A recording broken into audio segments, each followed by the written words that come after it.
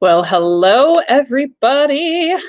Happy Monday. I hope you guys are doing great on this beautiful Monday, March 15th at the time of this live recording. And I actually will be, I've started kind of a new thing. I'm not only live streaming on Mondays, 90% of the time, I'm also going to be uploading it into iTunes and in the podcast platforms on the same day because I really want you guys to get this information. Every Monday, I do a live stream inspired to help you as salespeople, entrepreneurs, business owners, salespeople to live your best life, to really own your greatness and to find your best health, your best wealth, whatever that means for you, and create that innate wisdom. Because I believe, as a coach and what I've observed over the last 20 plus years in my adult life, I believe we all know the answers, right? Like 90% of the time, I'm not going to be telling you anything new or earth shattering. Although today may be one of those exceptions. And we all have the answers within us. I do believe that. However, a lot of times we go outside ourselves to seek the answers. And I believe just to remind ourselves of the wisdom that we already know. And I know for me, I've been a knowledge junkie for a really long time. And wisdom is the application of knowledge. And so I bring to you different topics of conversation every Monday on my monologue. And then on every Friday in my live show, I have an amazing guest, either a health expert, a wealth expert, or a wisdom expert. So just really quick disclaimer, if you're not already in my Healthy and Wealthy and Wise community, what are you waiting for? Don't wait any longer, especially this Friday. We have quite an amazing guest all the way from the UK that I'm super excited about. But I wanted to go ahead and dive right in. I'm not going to lie, I was a little nervous about this topic because this topic may be polarizing for some. This topic may trigger some buttons. Okay, it may push your buttons, and you might be kind of like, "Well, Lois, that's crazy. I've never heard that before." Even though I just said a lot of times, what I share with you, we already know most of what I share, or it might be a new idea, what have you. But you're open to it. Today, I may take you on a journey. Again, I really work on keeping these to 20 minutes or less because I personally respect my own time, respect your time. And you might find yourself wanting to listen to this again. And I do have, the ask questions below here, just so that you guys can ask questions as a reward of being here on the live. So if you're here live, comment below, #live, #replay. And in fact, I would love it. And you may impact someone's life today by hitting the share button. So I'm going to take you on a journey, a little bit of a story. A lot of you may know, or if you're new to my community, you maybe don't. Last year was an ass-kicking year for me on many levels: mental, physical, spiritual, emotional, financial, you name it. I feel like I had the grand tour of transformation. And it was really cool because the first half of the year, I went into worker bee mode. I went on autopilot mode. I went into what I call, and you'll hear more today, fight or flight mode. And was really focused on just work, figuring out this new normal, this new pandemic. Whoa, what's going on in 2020? Hello. Different people, dying in my life, really tragic stuff. And then homeschooling on top of that. So I did what I always do. I fell back on an addiction that I'm going to talk about today. This addiction is something we all have. In fact, I would say it's the root cause of all suffering. Buddha says, life is suffering. And this is what I'm talking about today is what I believe that Buddha meant. Ultimately, we are a society that is addicted. And I'm going to just dive right in because this can be somewhat heavy stuff. And I don't have a script. just so you know, I'm just going off here, just sharing, speaking from the heart. And I'll have to say that I'm probably going to need to do another episode and have a couple different guests, experts about this topic. Because just so you know, I am not a therapist. I am not an expert on this topic today. However, I have seen it, and I'm now, because of last year, very conscious of it. In the last 20 years, I have coached thousands of people in health, fitness, and business. I helped, countless thousands of pounds be lost on men and women. Helped people, countless people, thousands of people, coach and train them for marathons, 5Ks, triathlons, very goal-oriented stuff, very strategy-oriented stuff, very tactical, plan-oriented. And then the business side. Ever since I was 25, I was a sales trainer in different industries, real estate. I've also trained for BNI. I've also trained in the network marketing industry. So I could say, based on personal experience and observation, I wish I would have started a case study 20 years ago, because then I'd have hard numbers and data. So I'm trying not to be too general or stereotypical. I want to come from a place of personal experience today, of transformation, having worked with a therapist, grief counselor, and a couple of different coaches who helped wake me up, take the blindfold off, and understand what the root cause of my challenges were in life, what was holding me back from my best health, my best wealth, and truly trusting my own innate wisdom. I don't know if anybody can relate to this, but I was always looking outside myself for answers. I was always asking for advice. I couldn't trust myself. And, there's this book that my friend Artem out there, if you're watching Artem on the live or the replay, I can't thank you enough. Because at the end of last year, about the fourth quarter, I started breaking down, started hitting a wall. I raised my white flag of surrender. I even told you guys I read the Surrender Experiment. It was at that moment. And then I was still feeling kind of empty inside.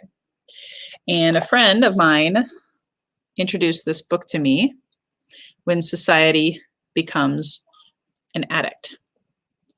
And I was like, whoa, that's a powerful title. What the heck is that about? And he referred it to me because I was going through what we were calling, he and I both called it, the dark night of my soul. And understanding that even at that time, I was making really good money. I had hit my first 5 figures a month, but I still felt kind of empty inside. I'm like, what is going on with me? Because I was so on the other side of that for so long. Pollyanna, fake it till you make it, never let them see you sweat, all of that kind of stuff. And I was kind of tired of that. I don't know if anybody here can relate. So I read this book, and I'm not going to be talking about, alcohol addiction, drugs, food addiction, even though I've studied that. I was an addict of sugar, caffeine, you name it. I've been a binge drinker. I've been through that journey, right? I'm not even going to really talk about other addictions that they mentioned in here, like money, gambling, sex, workaholism. That was probably my favorite. I'm joking, but I'm definitely guilty of that, working 7 days a week, staying busy. And that was still is now a swear word. I don't usually say that word. So please don't turn me in for swearing on here, but busy is a swear word to me. I'd rather hear other words, but religion, worry is an addiction. And so it just talked about our relationship in society and how we have been programmed by the media, by, growing up in our childhood. I know for me, I definitely found myself with fears of abandonment, fear of rejection, which my sales career actually helped me understand and work through what I thought was most of it. But when I talk about an addiction, I don't even really like that word so much. I prefer just habits that are driving you. Also known as emotional running. I actually wrote a book way back in the 2000s when I discovered I was addicted to fitness, and I became a runner, got that runner's high, and thought I could never go a day without running. I would run even if I had the flu. I would run if there was 50-mile-per-hour wind and a negative 50-degree wind chill, right? I had to train. I had to check off my training plan, right? I had to be a good girl. I was always seeking approval. I was addicted to seeking approval. I was addicted to being right. I was addicted to goal setting. Hey, Carl. Yay. Fear is an acronym for false evidence appearing real. Absolutely. Hey, Hema. David, I hope you're not driving yet. Anyway, so thanks guys for tuning in. I could go on and on, addicted, perfectionism, and then you might be thinking like, wow, I never thought of it like that, right? Those are all processes, day-to-day stuff. However, why do we have that compulsion to always do, right? I recognized last year I had so much on my plate. I was feeling a void, right? And it was driven by fear. And I was reading also this book. If you want, you can go back to my last guest in January. I believe it was January 31st. The author of this, Franco Romero, was on, and he talked about, in this book, I came to grips with my inner demons and my emotional addiction to the negative aspects of my life.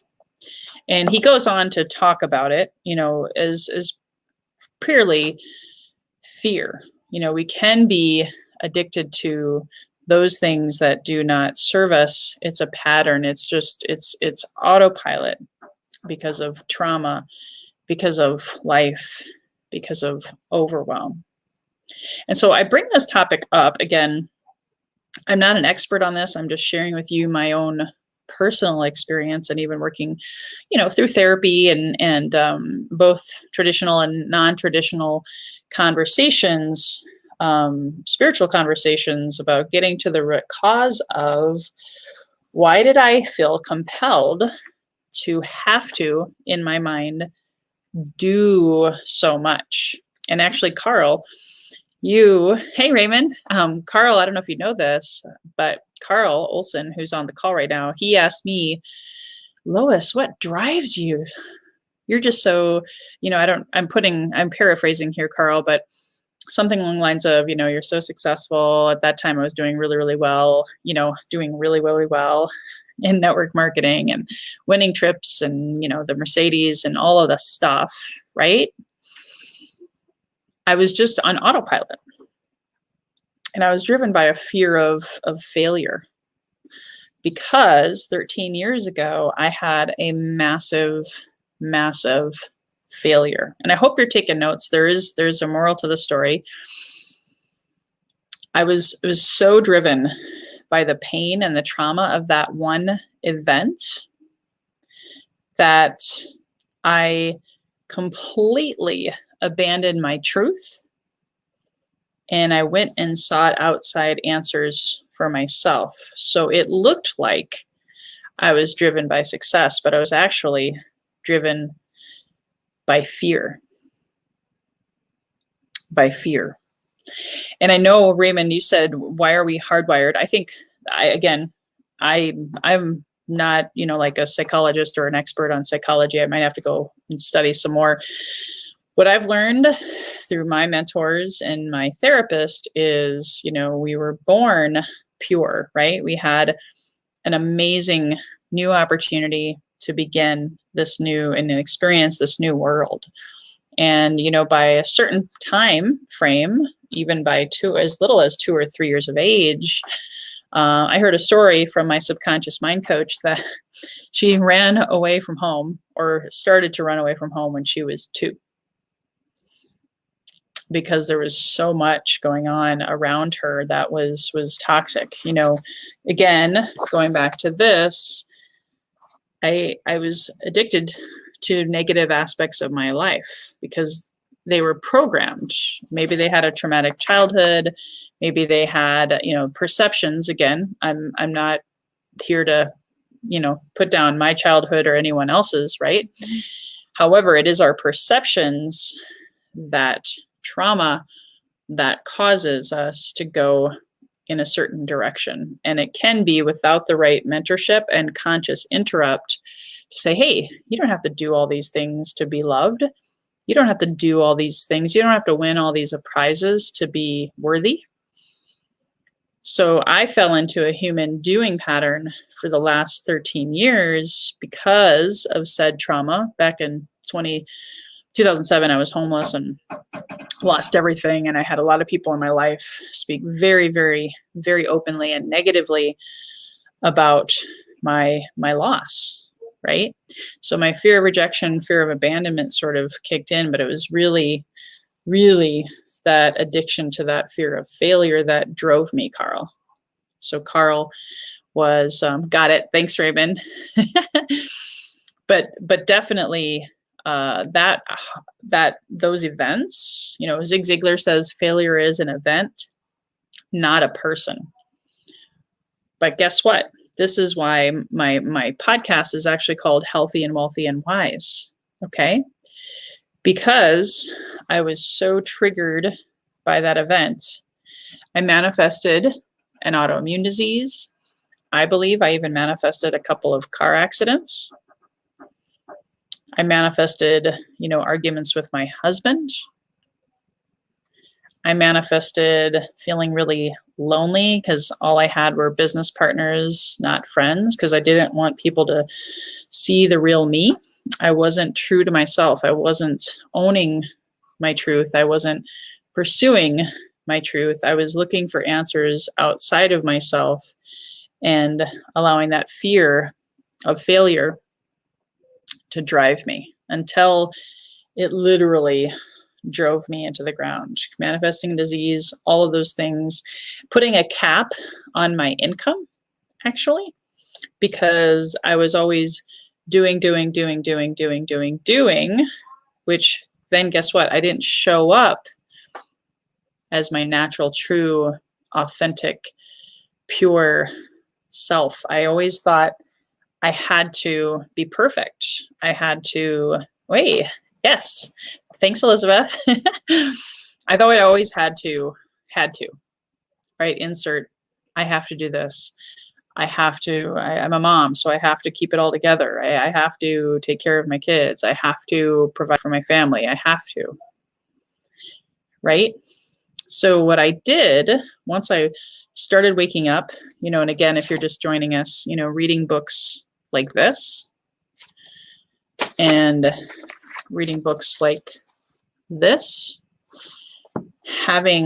slowing down, having more conversations with my husband, slowing down, taking time off, not working Sundays anymore. I started clearing the clutter. I started, even though I might have looked like one of the most fearless people, right? I started just being real. And I even cried on a couple of my podcast episodes, right? I didn't want to wear the mask anymore. I didn't want fear to hold me down, keep me hostage. Granted, it wasn't fear. It was me. It was my mind holding me down. And fear was that addiction that I chose. So what might be, I'm just going to throw these things out here. Trust me, I am not your therapist. And unless you're working with me in a coaching capacity, I'm never going to judge, right? I'm never going to try to, this is what's happening for you, right? I'm not trying to diagnose anyone here. But think about your own life. And I've shared a lot of examples and some of it, I'm not going super deep. If you want to hear deeper stuff, you can sign up and attend my List Build a Freedom course tomorrow. It's a masterclass. It's 90 minutes long. Feel free. I share my story. I unpack the pain and the stuff, the real life stuff. It's not all about the tactics. It's not all about, what I share with you, both my story and how I worked through that is actually more important than the tactics. However, embracing all of that over time could get you to 5 figures a month. I had that breakthrough last year. I could not get to 5 figures a month to save my life these last 13 years because I was holding myself hostage, addicted to my emotion of fear. So if you want to hear more of my story, please sign up here at loiscoffey.com/freedom, and I'll explain to you why I call it freedom. And freedom isn't, trust me, it's not about the money. It's freedom from this. Once I could free, the song, free your mind, and the rest will follow, right? So I was able to connect my heart to my head for real, because I was kind of disconnected from my true self, my authenticity, what my heart and my intuition really wanted me to do, what I feel like I was really actually called and set on this earth to do. I now I'm being that, not just doing it. So beingness is more important than the doingness. However, the number one sign, this is my experience, okay? This is what I coach on. If you were my client and you were saying, how do I know I'm addicted to fear? You could go back and watch this again and listen to what everything that I said. Those might be symptoms for you. Symptoms for me was working too much. Workaholism, if you want to call them an ism. Working too much was a sign of fear of addiction to me. Addicted to checking my email. Addicted to, I don't do this anymore, but I actually let this one go, text messaging. Addicted to Facebook.